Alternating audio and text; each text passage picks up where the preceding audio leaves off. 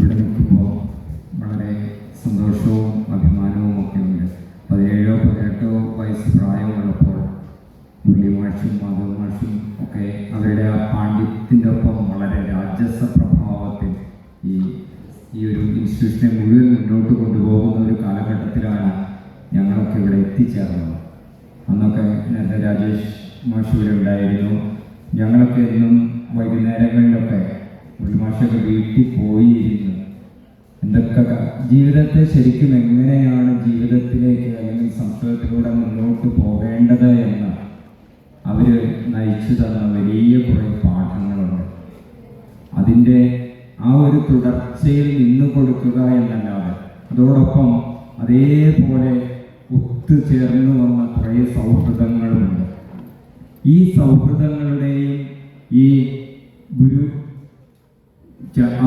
പരമ്പരയിൽ നിൽക്കുന്ന ആ അനുഗ്രഹത്തിൻ്റെയും ഒരു തുടർച്ചയായി മുന്നോട്ട് പോകുമ്പോൾ ഇങ്ങനെ കാത്തു നിൽക്കുമ്പോൾ നമ്മളൊക്കെ പറയില്ലേ, അറിവിൻ്റെ വലിയൊരു സാഗരമായി കിടക്കുന്ന സംസ്കൃതത്തിൻ്റെ തീരത്ത് നിൽക്കുമ്പോൾ ഇടയ്ക്ക് ഒരു തിര വന്ന് കാലിൽ സ്പർശിക്കും. ആ ഒരു നനവിൻ്റെ ഊർജം കൊണ്ട് പിന്നെയും കുറേ നാൾ മുന്നോട്ട് പോകും. അതുമാത്രമാണ് ഞങ്ങളെപ്പോലുള്ളവരൊക്കെ ഇങ്ങനെ നടത്തുകയും മുന്നോട്ട് പോവുകയും ചെയ്യിപ്പിക്കുന്നത് എന്നുള്ളതാണ് ശരിക്കും ഒരു വാസ്തവം. പിന്നെ മാത്രവുമല്ല, ഇവിടെ സാറ് വളരെ കാര്യമായിട്ട് സംസ്കൃതത്തിൻ്റെ ആഴങ്ങളെക്കുറിച്ച് പറഞ്ഞു. ഇത്രയും വളരെ പഴയ ഒരു കാലഘട്ടത്തിൽ നിന്ന് അല്ലെങ്കിൽ ആയിരക്കണക്കിന് വർഷങ്ങളിലൂടെ ഊറിക്കൂടിയ ഒരു അറിവിൽ എത്ര കോടിക്കണക്കിന് ജനങ്ങളുടെ സൂക്ഷ്മമായ ബുദ്ധി വീണ്ടും വീണ്ടും വീണ്ടും പ്രവർത്തിച്ചുകൊണ്ടിരിക്കുകയായിരുന്നു. അതിൻ്റെ സുഗന്ധമോ അതിൻ്റെ ചെറിയ ഈർപ്പമോ ഒക്കെ അനുഭവിക്കാൻ സാധിക്കുമ്പോൾ അതിനുണ്ടാകുന്ന ഒരു പവർ സംസ്കൃതം പഠിക്കുന്ന എല്ലാവരും വെറുതെ ഒന്ന് ആലോചിച്ച് നോക്കിയാൽ മതി.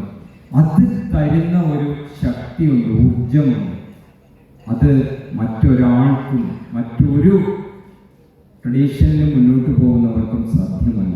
ആ ഒരു പരമ്പര നൽകുന്ന ഇങ്ങനെ മാധവ് മാഷ് പറഞ്ഞു, എൻ്റെ ഗുരുവിൻ്റെ ആ ഓർമ്മയ്ക്ക് മുമ്പിൽ ഉള്ള പുരസ്കാരമാണ് ഇതെന്ന് പറഞ്ഞപ്പോൾ ഞാൻ ഓർക്കുകയാണ്. ആ ഒരു വാത്സല്യവും കൂടി അനുഭവിക്കാനുള്ള ഒരു നിയോഗമുള്ളത് കൊണ്ടായിരിക്കാം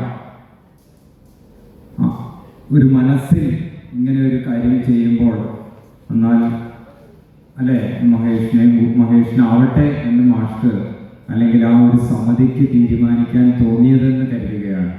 അപ്പം നമുക്ക് തീർച്ചയായിട്ടും ഇതെല്ലാം നമ്മുടെ ശക്തിയെ അല്ലെങ്കിൽ നമ്മുടെ കർമ്മകാണ്ഡത്തെ വീണ്ടും വീണ്ടും മുന്നോട്ട് നയിക്കുന്നതിന് ഊർജം തരികയാണ്. അവരുടെ അനുഗ്രഹവും വാത്സല്യവും ഇപ്പോഴും കൂടെയുണ്ട് എന്ന് ഓർമ്മപ്പെടുത്തുകയാണ്. കൂടാതെ നമ്മുടെ ഈ പ്രവർത്തനങ്ങൾ എപ്പോഴും നമ്മൾ ഏതൊരു സമൂഹത്തിലാണോ അല്ലെങ്കിൽ നമ്മുടെ സുഹൃത്തുക്കൾ ആരൊക്കെയാണോ എന്നുള്ളതിൽ അതിൽ എപ്പോഴും ഇവിടെ രാജഗോപാല മാഷ് ഫ്രണ്ടിൽ തന്നെ ഇരിക്കുന്നുണ്ട്. പക്ഷേ സ്മരിക്കാതെ എനിക്ക് ഇങ്ങനെയുള്ള ഒരു പ്രവർത്തനത്തിനും മുന്നോട്ട് പോകാൻ പറ്റില്ല. എപ്പോഴാണോ നമ്മളൊരല്പം ഉദാസീനതയോടെ ഇരിക്കുന്നത് അപ്പോൾ ചിത്ത വിളിക്കുകയാണ് ചെയ്യുക. ഇങ്ങനെ നോക്കിയിരുന്നാൽ മതി കേട്ടോ എന്ന് പറഞ്ഞുകൊണ്ട് മാഷങ്ങൾ വിളിക്കും. അങ്ങനെ ഓരോ സന്ദർഭങ്ങളിലും നമ്മളെ ഓരോരോ കാര്യങ്ങളിലേക്ക് പിടിച്ച് ഇടുകയാണ് ചെയ്തിട്ടുള്ളത്. പിന്നെ അവിടെ കിടന്ന് നീന്താതെ തരമില്ല.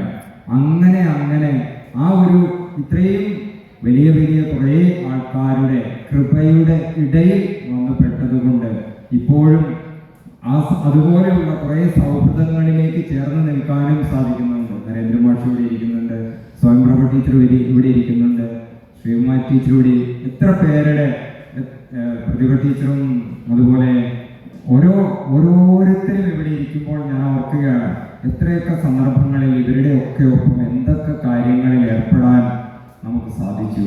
അതൊരു കൃപയായിട്ട് അനുഗ്രഹമായിട്ട് ആ അനുഗ്രഹം ഇപ്പോഴും ലഭിക്കുന്നുണ്ട് എന്നുള്ളതിൻ്റെ ഒരു അടയാളപ്പെടുത്തലായിട്ട് ഈശ്വരൻ്റെ അനുഗ്രഹമായിട്ട് ഇതിനെല്ലാം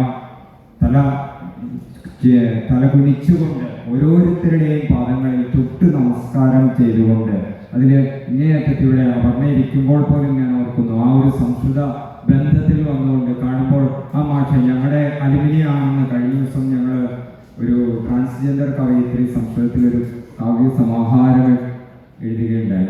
അന്ന് അവിടെ വെച്ച് ഇങ്ങനെ പറഞ്ഞു, ആ നിങ്ങൾ അറിയുമെന്ന് ചോദിച്ചപ്പോൾ പറഞ്ഞ അവിടെ പറയുന്നുണ്ടായിരുന്നു ഞങ്ങളുടെ അലുമിനിയാണ്.